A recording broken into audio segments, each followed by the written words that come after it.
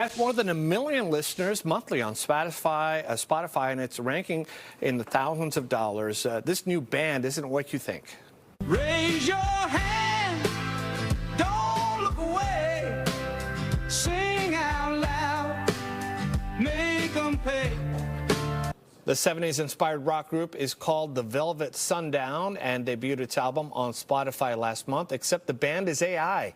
The band's bio on Spotify says that it's a music project guided by humans, but the music is made with the support of AI. Now, this has led to so many questions about where the music industry is headed with the addition of this tech. For more insight, let's welcome Jason Palamara to the Nine. He's a music technology professor at the Herron School of Art and Design Music. Jason, welcome. Thank you. Hi. Hi, Professor. First of all, something about, I've been listening to music. I was a DJ. I love music. I listen to it every day, right? And for me, knowing that there are real people behind it is part of what I like about music. I can almost, if I'm listening to Mark Knopfler, I know who he is. I've seen him play. You know what I mean? How can this AI thing really get legit where people are listening to it?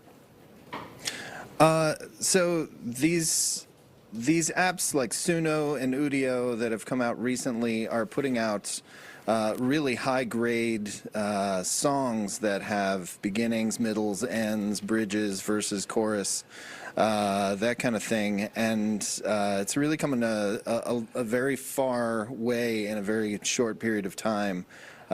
Just a short time ago, a few years ago, really, AI music was at a point where you could make, sort of like convincing loops, or like little snippets of audio, but like an entire song was completely unheard of. And these apps have really taken the world by storm. Yeah. So, but if people find out that it's AI, will the interest stay the same in this kind of music? Now, I listen to some of these songs and they sound okay, and if you were to tell me that a human did it, I think I might be interested. But once people find out that it's done by a computer, will the interest remain, in your opinion? I think that long-term, real musical artists have the ability to make a connection to their audience. If you look at what Taylor Swift does with her audience, it's not her career, it's their career. Keeping in contact with her fans, even when she's not putting a record out. That kind of thing really matters, and I think it's going to matter a lot more in this world where you can just click a button and put out a song that sounds pretty good. With that said, Professor, what happened in the last few years? You mentioned that just a few years ago, AI could just make loops or jingles or something short, and now they can make full songs that sound realistic. What changed? So it's really at its root, it's the same technology that is driving large language models like ChatGPT and Grok and Claude.